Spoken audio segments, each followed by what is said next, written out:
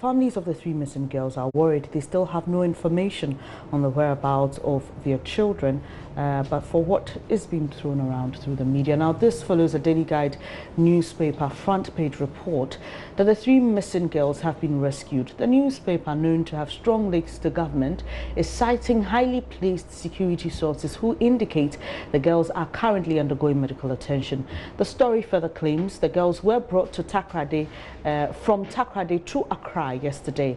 We'll speak to an editor with the Daily Guide for more. But before that, let's hear the frustration of the parents of these girls.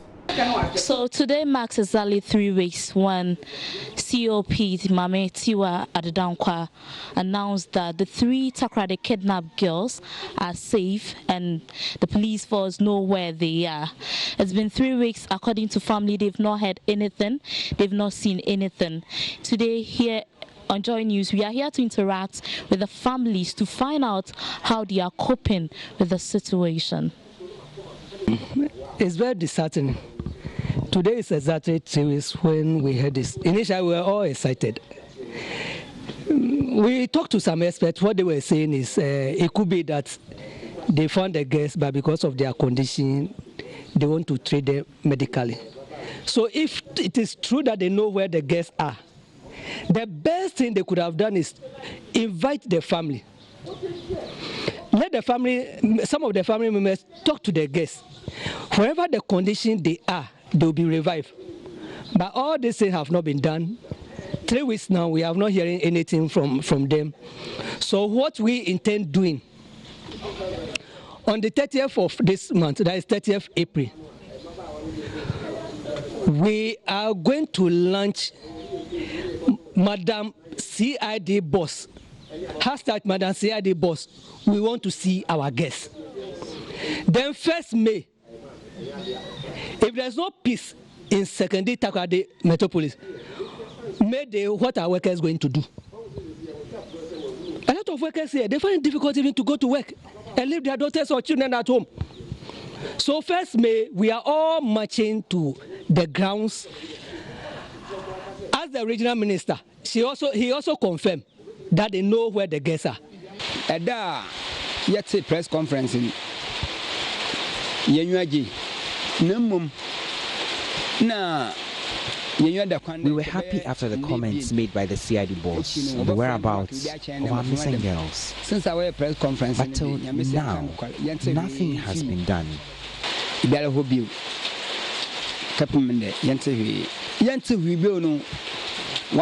We are still in doubt and very confused. I sometimes call the Takrade CID and he keeps assuring me the girls will be found. Mami Adwa, we are still waiting and praying for you. We are hopeful that you would return safely. We pray for God's protection and guidance upon your life. And we know you will come back to us soon.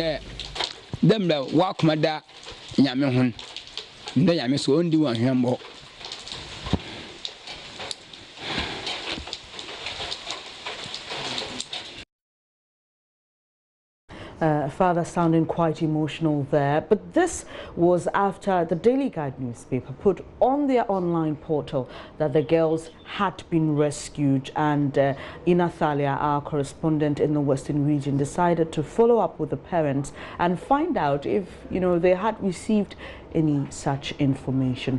Well, let's get more on this. We are joined on the phone by an editor of the Daily Guide newspaper, Fortune Alimi. Good morning, Mr. Alimi. Thank you for joining the show. Good morning. Without disclosing your source, tell us how you came by this report that the girls have been rescued. Without disclosing my source? Yes, we just want to know, because you mentioned that you have sources from the security services. You had some sources giving you this information, but we just want to know how you came by the story, how you got to know that the girls were rescued. That's the report you received. We received a report that they've been rescued, they've been brought to Accra, they are receiving treatment in the facility belonging to the security agencies or specifically at the BNI clinic. That information we had yesterday. But did you personally, for example, see these girls, or were you allowed to see them to just verify for yourself? No, we couldn't have access to them because BNI this is it's a high security area, a high security area, which is not open to the public. We tried our force. We spoke to the police. In fact, the police even said they haven't received that information. Okay. But we were convinced, based on the report we received, that at least the CID Director General had given information about 2-3 weeks ago that they have reports of closing in on the girls. They've located the place and they were almost rescuing them. So when we received the information, we were comfortable because the source is very authentic. Okay. And we believe in the source. So based on that, we run with the story. From what you're saying, or from what you observe from this particular report that you put out, does it appear at this point that the BNI has taken over from the police? I'm not saying that. I've not said that. But if you can also recall, the CID boss indicated at the press conference he had that they were collaborating with other security agencies, including the BNI. So for all you know, it may be a collaborative effort. For all you know, the police might have rescued them and taken them to BNI for safekeeping or anything. It happens. They exchange information, they do collaboration, and so I won't rule out any possibility. I'm only asking that because you said that when you received the report from the BNI, the police said they were not aware of this, if I heard you clearly. Yes, it's possible because sometimes, even in the police setup, a particular police station may have a case. When you call the headquarters may not even be aware because maybe you are lucky to have a wind of the story. Sure. Until you give them additional information before they can contact the said police station and get the adequate briefing from them. So sometimes it doesn't work that all information should be processed at the same time by the different security agents. Sure. Ms. Alimi, did your sources tell you why the parents are, not being informed about this, why they're a bit quiet on that side? Did your source let you know why? At least I listened to your station when the CID boss or the radio station, I listened to your FM. When the CID boss gave the information that they are closing in on the girls or the whereabouts, they had information, the location, and they were getting them. The parents were complaining that they had not been told. Exactly. So sometimes you need to get briefing from the guests. After rescuing them, you need to get briefing. So this one, you may not need the parents to be involved at this point in time. Get the briefing, get them in a good frame of mind before you may even inform the parents or reunite them with their families. I'm only asking if your source gave you any clue as to why they haven't done that. Well, the source did not tell me, or the source did not tell us. Did they tell you when they hope to reunite the girls with the families? Not yet. According to the sources, either the source or the sources, they've sent to the facilities in order to examine them to make sure that they are okay, everything is okay with them before the next step. And I have a very strong feeling that maybe within the next couple of hours or days, there may be official statements or official confirmation about the breakthrough. Let me just ask this again. I have gone through your report in the newspaper. I'm just wondering, were you told where they were rescued from? Say again? Were you told where the girls were rescued from? We had information that they were brought from the Western region. As to the specific location, we don't know.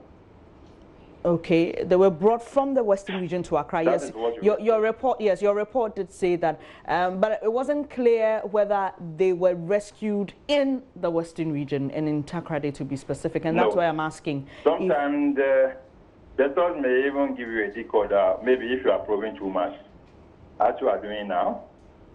Maybe if you are probing too much, they may want to even throw you off by saying that okay, they were even rescued in maybe Cape Coast, just to throw you off. Okay, and is that in any way, because you told us that you really trust your source, and so I'm just wondering. But well, thank you very much for your time, Mr. Alimi. Fortune Alimi is editor with the Daily Guide newspaper, and today they reported on the front page of that paper that the 3 missing girls in Takoradi have been rescued. The families say they've not been informed. We just heard from Mr. Alimi trying to give us a reason as to why this may have been done.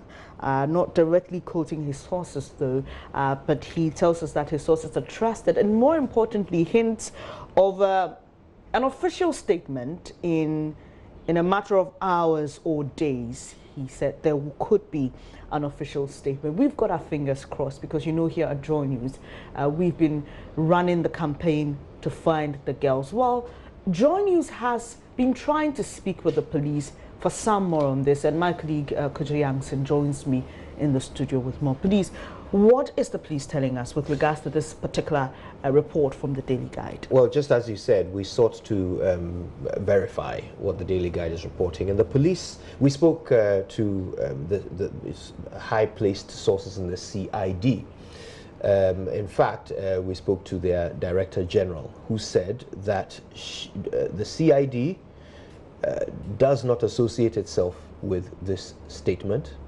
They have put out no such information. If they have information of this nature, they will put it out officially.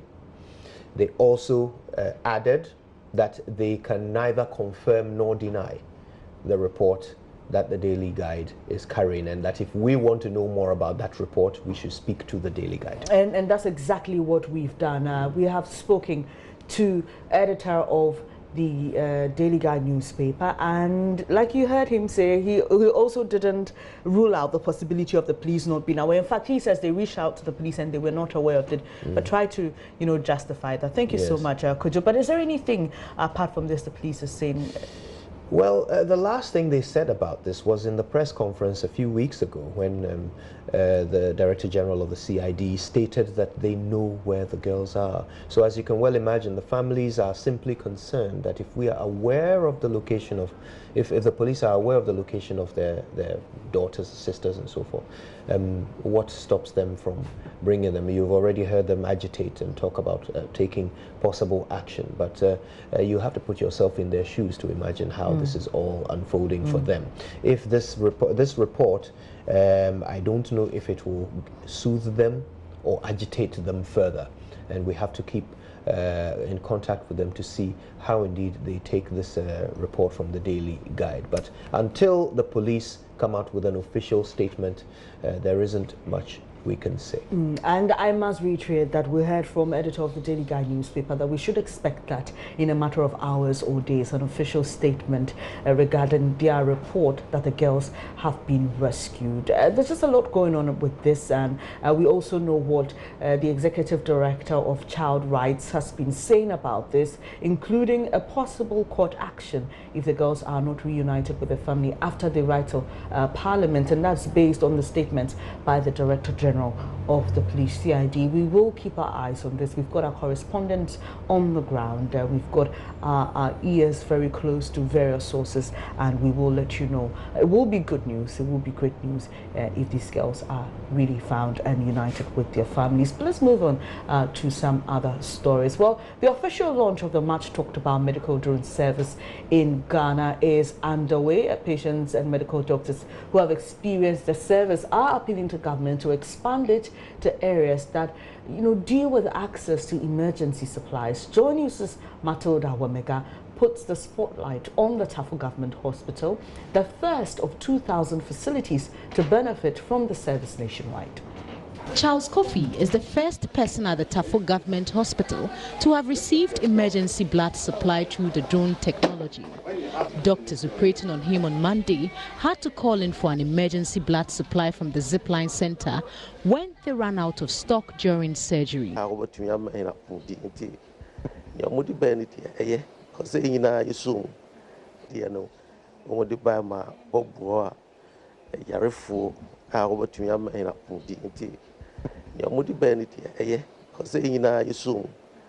This service has really helped me.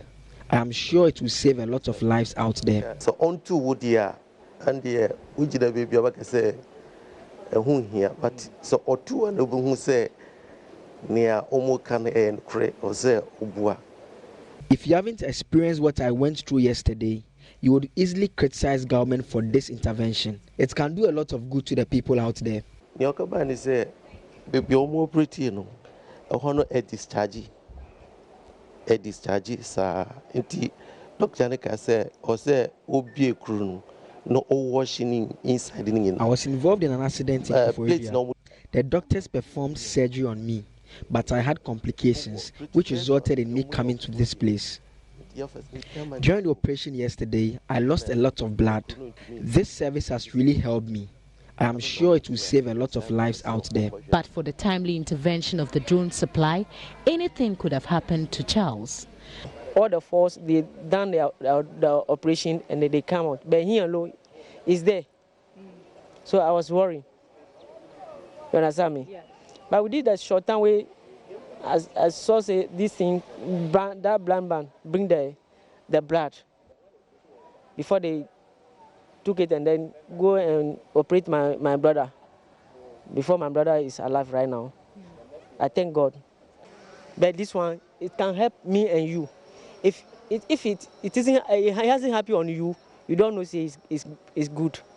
But if it's happy on you, you know say this thing is a very nice thing. The Tafo Government Hospital took delivery of its first emergency blood on Monday during Charles's surgery. On Tuesday, they took delivery of vaccines for the immunization of children in the area.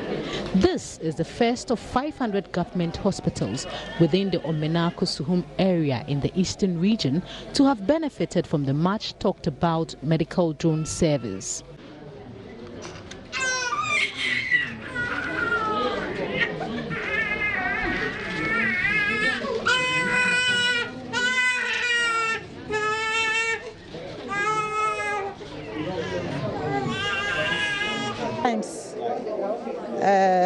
The vehicle, maybe if the vehicle is the vehicle is going to convey the vaccine to us, maybe it will have broke down or something else. But as for the drone, I think it's good because it's faster than the vehicle as compared to the hours spent on going to bring the vaccines. Yeah. Beyond the transportation cost and all that comes to you, what other benefit do you think this drone service is going to give this hospital? Okay, the transportation, you have to forward the car and the person going for the vaccines and the rest. But as for the drones, I've seen that it dropped the vaccine and went away. Medical professionals here tell me they get regular supplies from the regional medical stores in Koforidua, but usually it takes 3 to 4 hours to get supplies when they request. Flying a drone from the Omenako base in Suhum takes 30 minutes round trip. Director of Clinical at the Tafo Government Hospital, Dr. Eric Ansuoben, says the drone intervention will reduce needless deaths recorded due to the shortage of essential blood and medicines. There was a patient in theatre who was hemolyzing. We needed FFPs, fresh frozen plasma. Our labs can't offer it, but when we called the service, they were able to deliver in good time, and that patient is doing well now. It takes about 45 minutes by road to get to the medical stores, and you will need to make requisition prior to. Usually it takes more than a week to get your supplies. You can't request as and when. You will need to make projections and request according to your projections. But you know, emergencies do happen. In our field of work, there are things you can't predict. So when these things happen, medical stores can't supply because it has to go through procurement and a whole cumbersome process before you get the things from medical stores. So within this area, is this the biggest facility here? How many people do you serve? Do you have a fair idea of the catchment area? This is a newly created municipality. So formerly it was the second largest hospital in the district, but now we are the major municipal hospital. Okay. Yes. What are some of the cases you see on regular basis? We see surgical cases, we see mostly obstetric gynecology cases, we see medical cases, we see pediatric cases. What are some of the things that you urgently need for some of your work here that it's sometimes difficult for you to get access to? Blood, mostly blood. And you know, blood you don't get from... We don't get blood from medical stores. Okay. We do outreaches and get them. And the type of blood you might need, you might not get it. Okay. But with this service, they have a larger outreach with the National Blood Bank, and they can give us whichever blood we want and in whichever form you want it. Okay, all right, sure. Any other thing you'd want to add with regards to this drone service? I think it should be widespread as initially projected because it's helping us greatly. And I think it will also help a lot of district hospitals as it's helping us now. Sure. The 4-year contract with Zipline, the company implementing the project, stipulates that the drone medical delivery service will make on-demand emergency deliveries of life-saving medications to over 2,000 health facilities across the country. Justin Hamilton is the head of global communication at Zipline. We're 100% ready and could be more excited about launching this national drone delivery service with the government of Ghana. We think it's going to have a tremendous impact on the healthcare people receive across the country. What should we expect from tomorrow? Well, I think we're going to have a very large... Matilda Omega with that report. The official launch is happening now. Would take you there. The Vice President will be addressing the nation on the launch of this much talked about initiative. I'm sure that you will remember that when government announced this, there was a lot of reaction, some questioning the need for it at this time. But we will take you to the venue when the Vice President speaks.